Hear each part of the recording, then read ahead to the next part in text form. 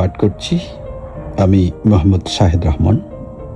আমার স্বরচিত কবিতা এখনো ভালোবাসি। এখনো খুব যত্ন করে ভালোবাসি, তবেই আগে ভালোবাসতাম আমার যাকে ভালো লাগে তাকে।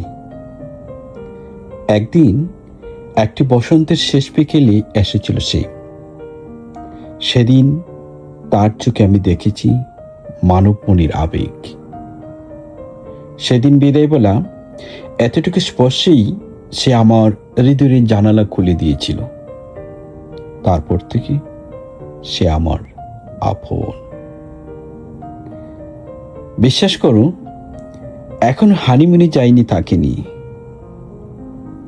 101টি সমুদ্র বা ছোট্ট ছোট্ট এইসব দ্বীপের সৌন্দর্য এবং বিশ্বের দীর্ঘতম প্রাকৃতিক বালুকাময় সমুদ্র সৈকত দেখাবো বলে এখনো ভালোবাসি যে আমাকে ভালোবাসে অন্ধের মতো তাকে।